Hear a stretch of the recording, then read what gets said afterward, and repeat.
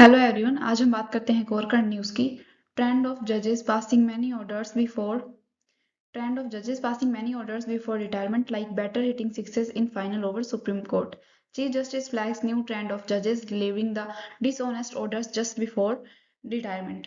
मतलब कि supreme court का कहना है कि जो ऑर्डर्स हैं वो डिसऑनेस्ट दिए जाते हैं जब जो रिटायरमेंट से पहले दिए जाते हैं। इसके बारे में हम डिस्कशन करेंगे। Why CGI Suryakant compared judges so many orders near retirement to batsmen hitting sixes in final overs।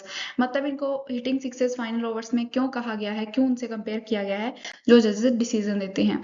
समाचार के मुख्य बिंदु देखें तो मामले का संदर्भ मुख्य न्यायाधीश सूर्यकांत की अगुवाई वाली सुप्रीम कोर्ट की बेंच मध्य प्रदेश के एक प्रिंसिपल जिला न्यायाधीश की याचिका पर सुनवाई कर रही थी। मतलब एमपी की एक बेंच थी, वो सुनवाई कर रही थी जिसे सेवानिवृत्ति से 10 दिन पहले 19 नवंबर को 30 नवंबर को उसने रिटायरमेंट होना था, तो 19 नवंबर को से उस पे सुनवाई की जा रही थी। संदिग्ध न्यायिक आदेशों के कारण हाई कोर्ट के फुल कोर्ट ने निलंबित कर दिया। कोर्ट ने रिटायरमेंट से ठीक पहले जजों द्वारा अत्यधिक आदेश जारी करने की बढ़ती प्रवृत्ति की आलोचना की। इसे क्रिकेट के अंतिम ओवरों में बल्लेबाज के छक्के मारने से इसकी तुलना की गई है। मतलब जैसे लास्ट ओवर में जो है, अंतिम ओवर में बल्लेबाज छक्के मारते हैं, उससे इसकी तुलना की गई है जो रिटायरमेंट से पहले जजेस डिसीजन देते हैं, केस सोल्व करते हैं। सुप्रीम कोर्ट की कड़ी टिप्पणी। बेंच मुख्य न्यायाधीश सूर्यकांत, जस्टिस जो माल्या बागची, विपुल एम पांचोली ने इसे दुर्भाग्यपूर्ण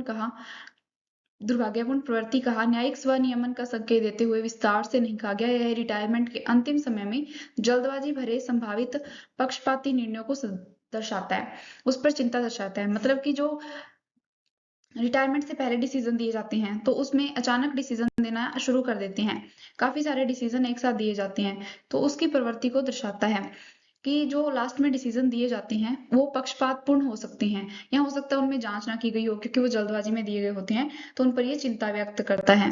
न्यायिक जवाबदेही के निहितार्थ। कार्यकाल के अंत में न्यायिक व्यवहार पर जांच की आवश्यकता को मजबूत करता है। एमपी हाईकोर्ट के फुल बेंच द्वारा निलंबन आंतरिक जांच को रेखांकित करता है, लेकिन समयबद्धता पर निष्पक्षता पर सवाल उठाता है। मतलब कि जो टाइम लिमिट है उसके अंदर जो मामले हैं वो क्या निष्पक्षता से सॉल्व किए जा रहे हैं या नहीं, उस पर ये सवाल खड़ा करता है। क्योंकि रिटायरमेंट से पहले काफी सारे निर्णय जो है एक साथ दिए जाते हैं, उसके लिए गहन विश्लेषण अगर हम देखें तो यह घटना न्यायिक स्वतंत्रता और अखंडता की कमजोरियों को उजागर करती है, जो भारत के संवैधानिक ढांचे के मूल जो कि अनुच्छेद हैं 124 से 147 और सुप्रीम कोर्ट के लिए, और 241 से 231 हाई कोर्ट के लिए, उनको दर्शाती है। रिटायरमेंट पूर्व न्यायिक अतिक्रमण देखें। जज पोस्ट रिटायरमेंट लाभ जैसे अनुच्छेद 224 से 224 के तहत एक्सटेंशन, ट्रिब्यूनल पोस्टिंग के लिए लेगेसी आदेश जल्दी पास कर सकते हैं।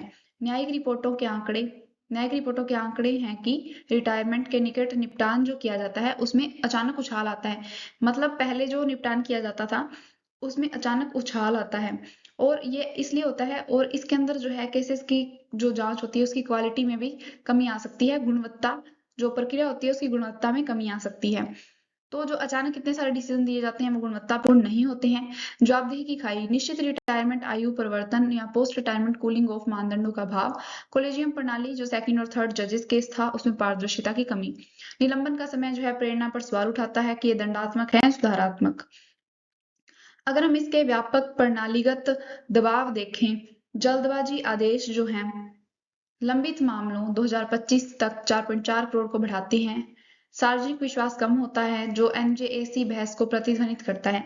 मतलब कि अगर सुप्रीम कोर्ट या फिर ऐसे कोई भी कोर्ट जो है ऐसे जल्दबाजी में डिसीजंस देगा तो उनकी क्वालिटी कम होगी, वो सही से चेक किए नहीं होंगे, तो उससे जो है सार्वजनिक विश्वास कम होता है। जहां कार्यपालिका जांच प्रस्तावित लेकिन खारिज कर दी जाती है। एनजेएसी जो है उसको कार्यपालिका ने प्रस्तावित किया था लेकिन सुप्रीम कोर्ट ने 2015 में खारिज कर दिया था। तो बेसिकली इसके अंदर जो है कार्यपालिका जो है उसका हस्तक्षेप नियुक्ति प्रणाली में जो मुख्य न्यायाधीशों को नियुक्त करना होता है उसमें इसका कार्यपालिका का हस्तक्षेप बढ़ रहा था, तो इसी वजह से सुप्रीम कोर्ट ने उसको 2015 में जो है खारिज कर दिया। न्यायिक नियुक्ति एवं कॉलेजियम। अगर हम इससे न्यायिक नियुक्ति और कॉलेजियम से देखें तो मुख्य न्यायाधीश की जो है आलोचना कॉलेजियम के अपारदर्शी चयन से उपजी है।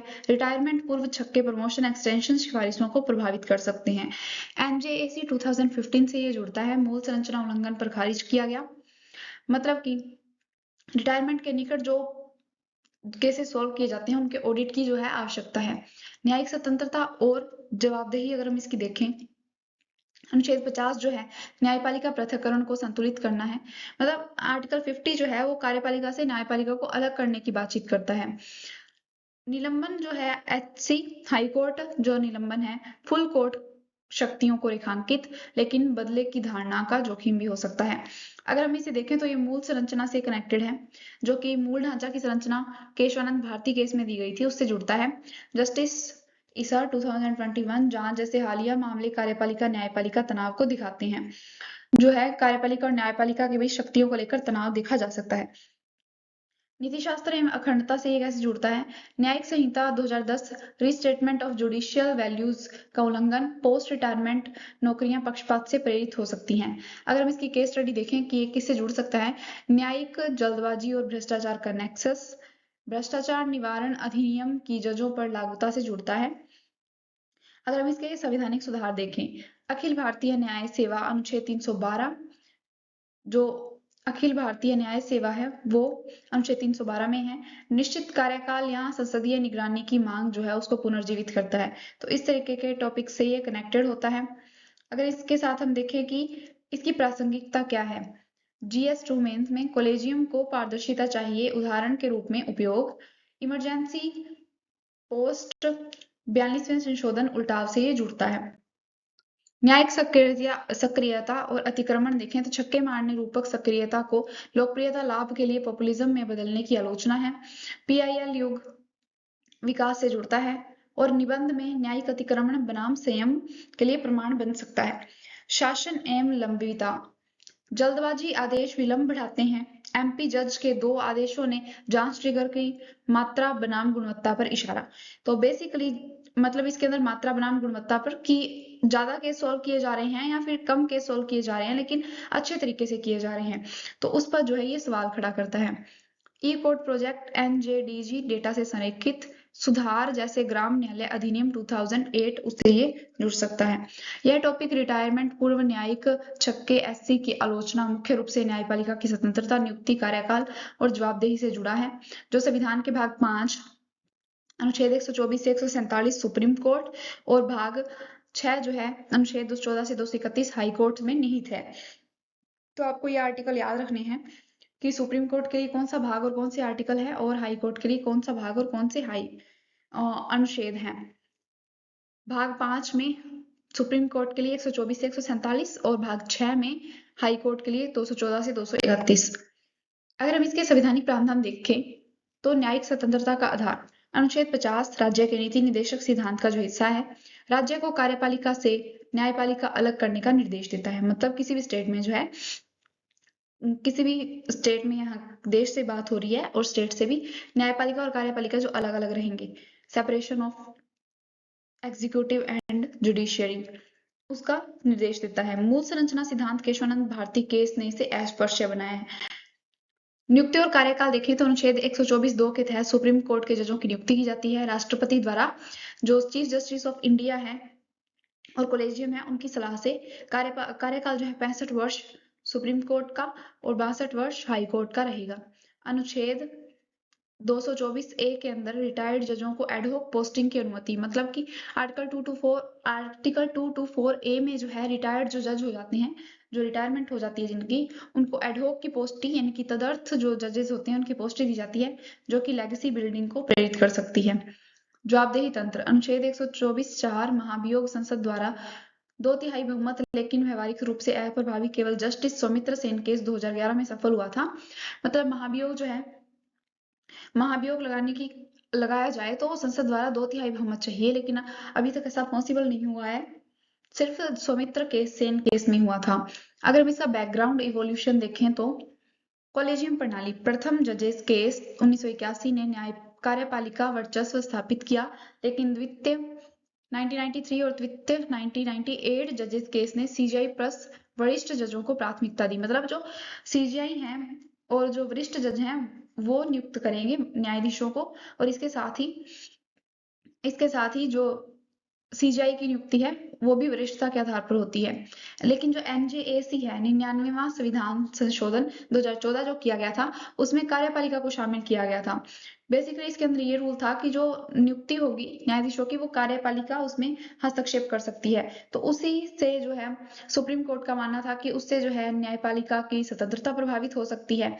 इसी कारण से एनजेएसी जो है उसको खारिज कर दिया गया और जवाबदेही बनाम स्वतंत्रता संतुलन बिगाड़ने का तर्क दिया गया और इसे 2015 में सुप्रीम कोर्ट ने खारिज कर दिया। अगर हम इसके पोस्ट इमरजेंसी सुधार देखें तो 1975 से 77 इमरजेंसी के बाद 44वें संशोधन ने जजों की बर्खास्तगी प्रक्रिया मजबूत की है। लेकिन रिटायरमेंट पूर्व व्यवहार पर कोई स्पष्ट प्रावधान नहीं है। मतलब रिटायरमेंट से पहले कोई कितना केस सोल्व कर सकता है या नहीं कर सकता उसके ऊपर कोई प्रावधान नहीं है। संबंधित अनुच्छेद अगर हम इसके देखें तो अनुच्छेद 129 से 215 129 और 215 सुप्रीम कोर्ट और हाई कोर्ट को कंटेम्प्ट शक्ति देता है। अनुच्छेद 226 और 32 जो है रिट उच्च न्यायालयों की शक्तियां, ये रेस्ट ऑर्डर्स को इनेबल करते हैं। आर्टिकल 124 एंड 147 जो है सुप्रीम कोर्ट के लिए कोलेजियम अपारदर्शिता को जो है दर्शाता है और इसका सुझाव है ऑल इंडिया जुडिशियल सर्विस अनुच्छेद 312। अनुच्छेद 224 ए जो है वो हाई कोर्ट को पोस्ट रिटायरमेंट जो है लाभ देने की बात करता है। इसकी जो सोल्यूशन है towards cooling of law commission 275। अनुच्छेद 124(4) जो है वो महाभियोग कमजोर करता है। जुडिशियल ओम्बुड्समैन यानी कि जुडिशियरी के क्षेत्र में जो है शिकायत सुनने के लिए जो है जो अधिकारी होते हैं उन्हें ओम्बुड्समैन कहा जाता है। तो इससे जो है इसका सुझाव दिया गया है सुधार का कि महाभियोग अगर कमजोर होता है तो उसके लिए जुडिशियल ओम्बुड्समैन बनाए जाएं। अगर हम बात करें कि इस विषय के संवैधानिक अनुच्छेद क्या क्या हैं, यह विषय रिटायरमेंट पूर्व न्यायिक आदेशों की आलोचना मुख्यतः न्यायपालिका की नियुक्ति कार्यकाल स्वतंत्रता और जवाबदेही से जुड़ा है। मतलब कि रिटायरमेंट से पहले जो न्यायिक आदेश दिए जाते हैं उससे कनेक्टेड है और न्यायपालिका की नियुक्ति कार्यकाल और स्वतंत्रता से जुड़ा हुआ है। सुप्रीम कोर्ट से संबंधित अगर हम देखें भाग 5 अनुच्छेद 124 जो है सुप्रीम कोर्ट की स्थापना जजों की नियुक्ति राष्ट्रपति और सीजीआई कोलेजियम की सलाह से योग्यता और कार्यकाल यानी कि 65 वर्ष तक प्री रिटायरमेंट ऑर्डर्स कोलेजियम सिफारिशों को प्रभावित कर सकते हैं। तो इस तरीके से जो प्री रिटायरमेंट ऑर्डर दिए जाते हैं एक साथ इतने सारे केसेस को सॉल्व किया जाता है ऑर्डर्स दिए जाते हैं तो वो कोलेजियम की सिफारिशों को प्रभावित कर सकते हैं। अनुच्छेद 124(4) जजों का महाभियोग संसद का 2/3 बहुमत जवाबदेही का प्राथमिक तंत्र लेकिन अप्रभावी। अनुच्छेद 129 सुप्रीम कोर्ट को कंटेम्प्ट कोर्ट की शक्ति देता है कि सुप्रीम कोर्ट जो है खुद का संरक्षण कर सके खुद के निर्णयों का संरक्षण कर सके तो उसको ये इनेबल करता है। हाई कोर्ट से संबंधित देखें भाग 6 अनुच्छेद 217 हाई कोर्ट जजों की नियुक्ति राष्ट्रपति द्वारा सीजीआई प्लस हाई कोर्ट जो चीफ जस्टिस है उसकी सलाह से कार्यकाल 62 वर्ष तक एमपी जज केस जो है इसी से जुड़ा हुआ है। अनुच्छेद 224 ए जो है वो रिटायर्ड हाई कोर्ट जजों को एडहोक ड्यूटी पोस्ट रिटायरमेंट लाभ आधार लेगेसी बिल्डिंग को प्रेरित करता है। अनुच्छेद 226 जो है हाई कोर्ट की रिट जुरिस्डिक्शन जो है उसके रस्ट ऑर्डर्स का इसी शक्ति का दुरुपयोग हो सकता है। मतलब रस्ट ऑर्डर्स जो दिए जाते हैं उसमें इसका पावर का यूज हो सकता है आर्टिकल 226 का रिट जुरिस्डिक्शन है उसका।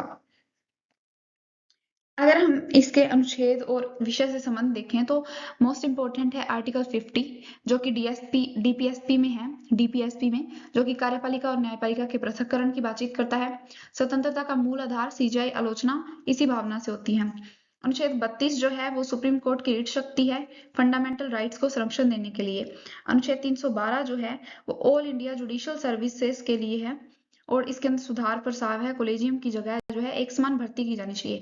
मतलब कोलेजियम जो है उसको सही नहीं माना जाता, कोलेजियम की जगह जो है ऑल इंडिया जुडिशियल सर्विस होनी चाहिए और सभी की जो है भर्ती एक साथ होनी चाहिए। इस तरीके के प्रावधान किए गए हैं। तो ये थी हमारी आज की न्यूज। आई होप आपको समझ आई होगी। आपको ये सभी आर्टिकल्स जो है याद रखने हैं बिकॉज मोस्ट इंपोर्टेंट है सुप्रीम कोर्ट और हाई कोर्ट से जुड़े हुए। आई होप आपको ये समझ आई होगी। Thank you so much. Thanks for watching.